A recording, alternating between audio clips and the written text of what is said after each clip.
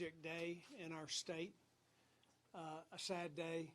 There are 25 confirmed fatalities across our state from West Tennessee to East Tennessee. I spent the day touring and visiting with victims and walking through neighborhoods, and the devastation is heartbreaking. It's heartbreaking. It's incredible.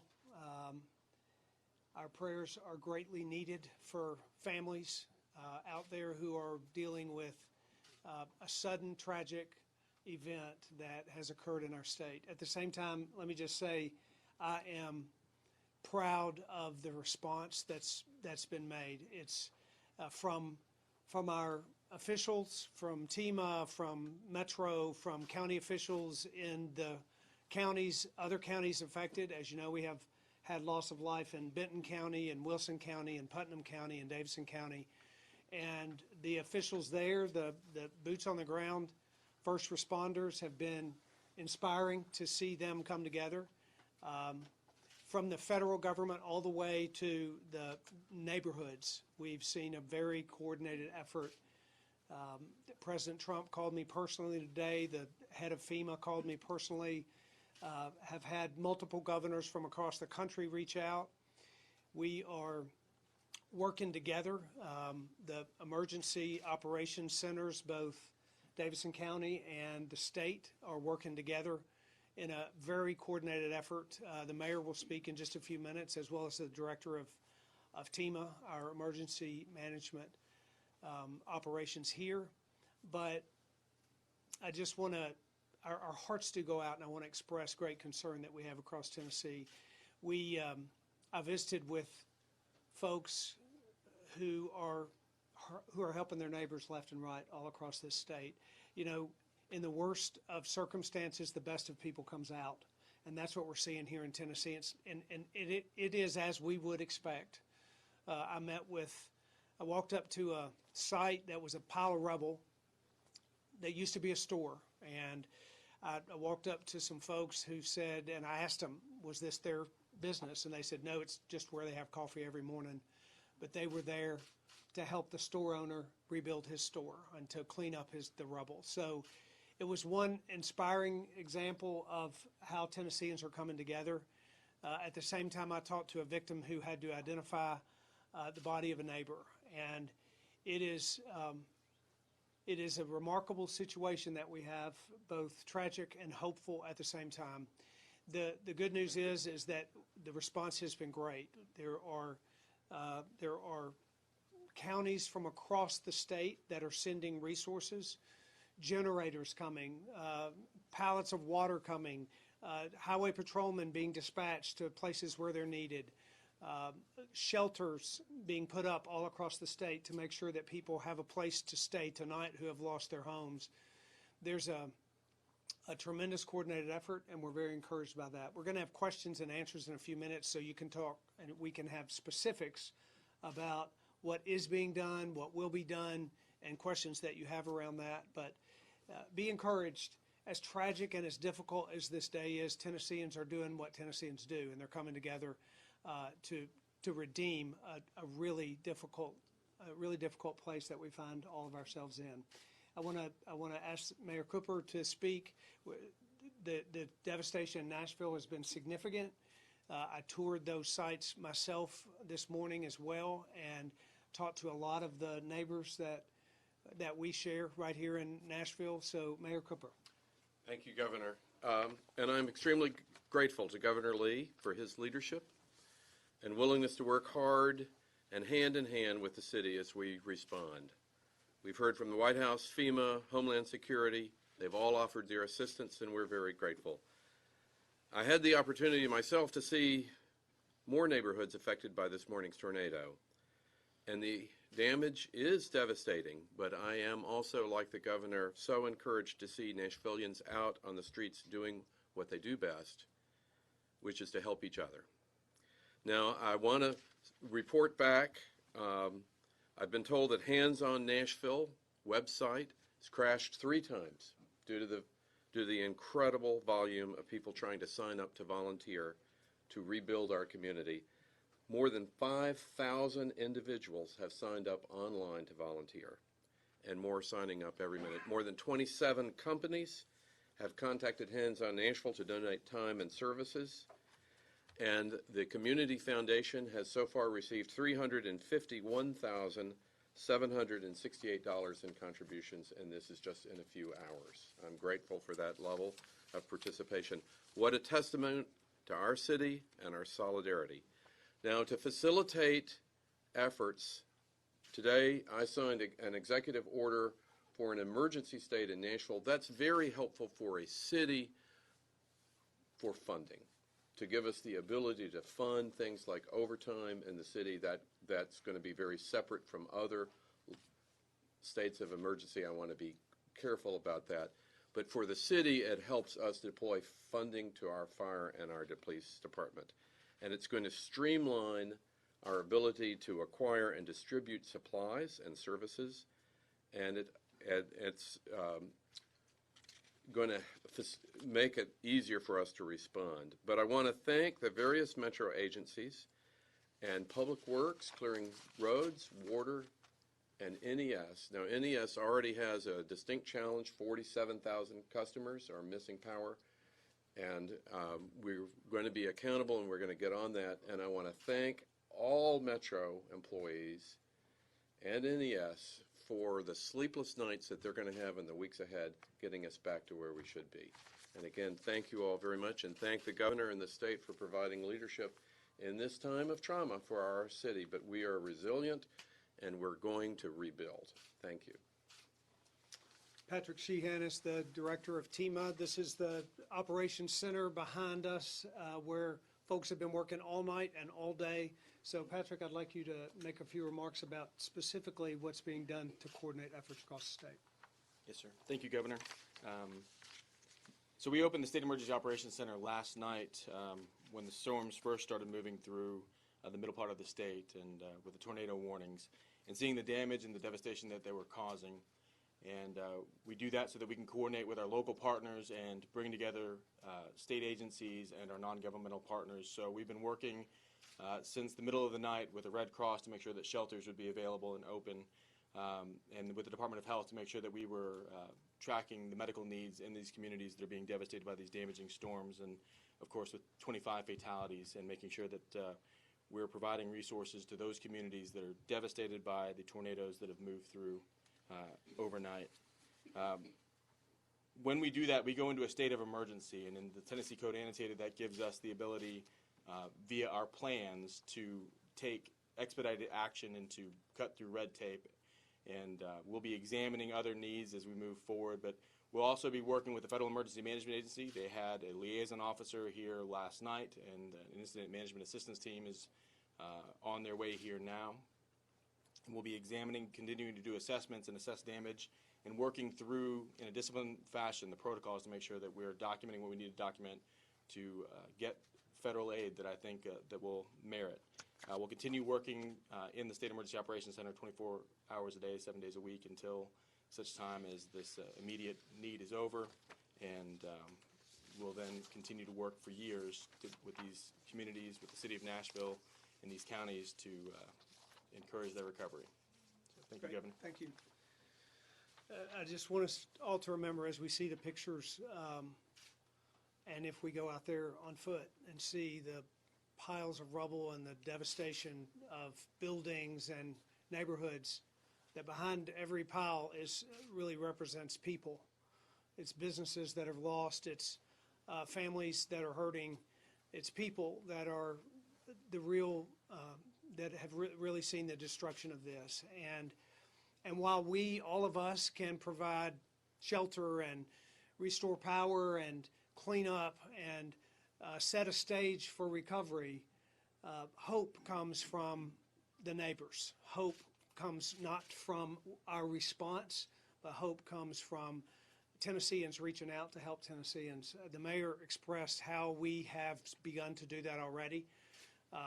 Neighborhoods, churches, community organizations, that's where hope for those who have really faced a devastating night, they'll find it. So we encourage everyone to engage in that at the right time in the right place.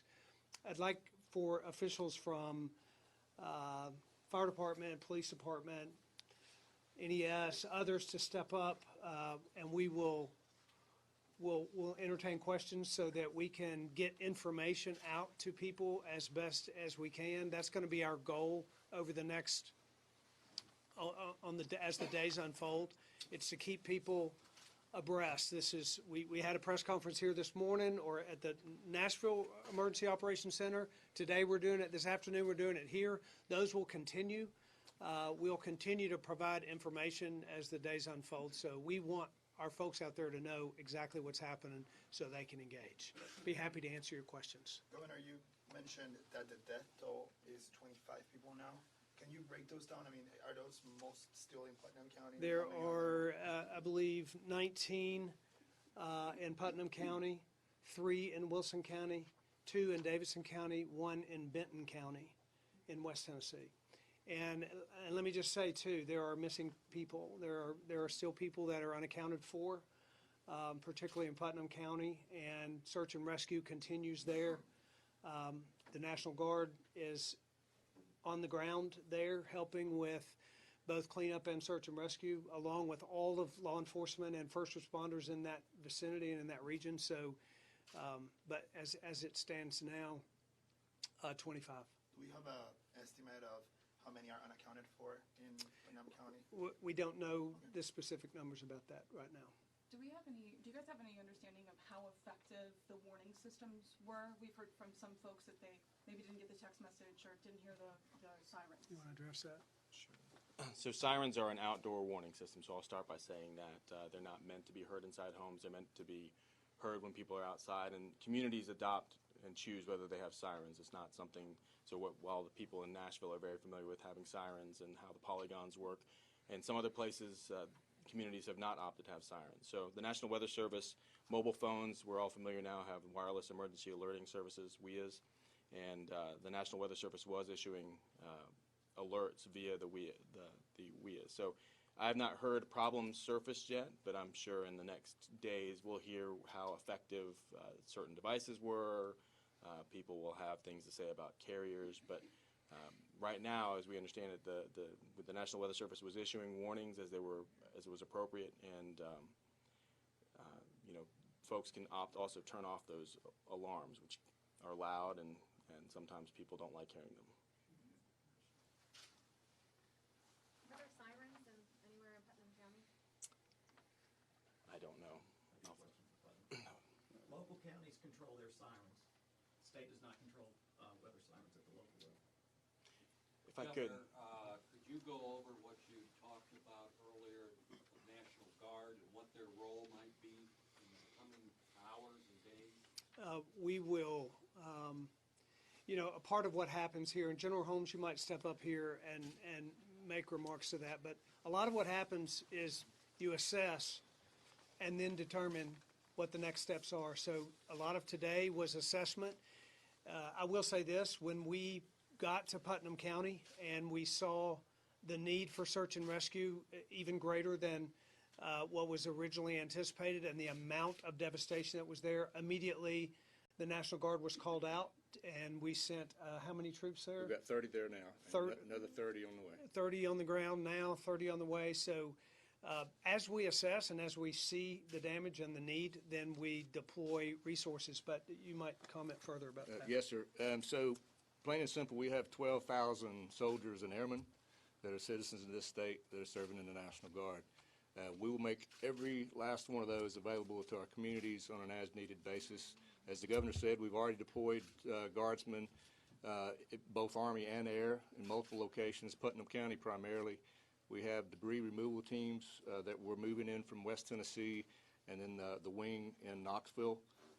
So we're prepared and poised. We realize that the initial response, there's going to be some time that's needed to assess certain areas. We've already talked to Metro about possibly providing some additional manpower and soldiers there as needed.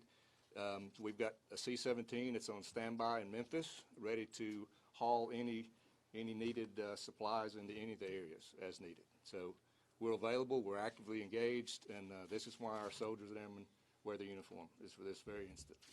Thank you. Governor, if I could question of Chief Anderson. Mount Juliet has decided to put in a curfew starting at 6 o'clock tonight in some of the most damaged areas. Williamson County Sheriff has also specifically mentioned the danger or the prospect of possible looting.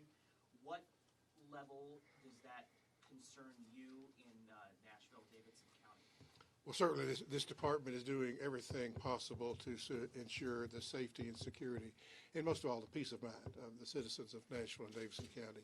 And I've talked with Chief Hambrick in Mount Juliet. I've talked with Chief Evans in Cookeville, and I know they're doing the very same thing. At this time, we have called everybody in, no days off, 12-hour shifts, which effectively increases our force by about a third, and we've taken about 40 detectives. So essentially, we'll have two missions: our regular everyday mission, answering calls for service, investigating things that need to be investigated, but also the safety and security of those affected areas. So at this time, we're not seeing a need for curfew. Should that occur, then obviously we would reevaluate. But at this time, and this is based on our experience in the 2010 flood, 1998 tornado of similar nature. So we feel comfortable at this time with the resources that we've put in place. If I may, I have some remarks that I missed on the reverse of my note card here. So state agencies and our partners have been also working to set up services for survivors, for those who were surviving on the storm. So the Department of Safety, for instance, is sending a mobile driver's license station so that those that have lost their driver's licenses can have them replaced. And they're going, I think they're working with the governor to waive the fees for those that need replacement. Commerce and Insurance has worked with insurance companies to have those companies set up mobile stations so that those who need to file claims rapidly will have access to that information. And the non-governmental organizations and the Department of Human Services are also setting up so that people that need those services, that need help, can have access to it in one place. And so we're trying to make sure that those things get consolidated as much as possible so that survivors don't have to go hunt for services, but they have essentially wraparound services where they're going to be sheltered or in a place that's conveniently located. And then we've just had a number of organizations doing tremendous work, TDOT clearing roads, working with TVA and other organizations to make sure that the roads are safe. Troopers, I failed to say this earlier, are in each of these counties that are impacted, augmenting local law enforcement and helping keep communities safe. And the National Guard has several missions they'll be stepping into. And so I just wanted to make sure that I gave credit to those organizations where it was due.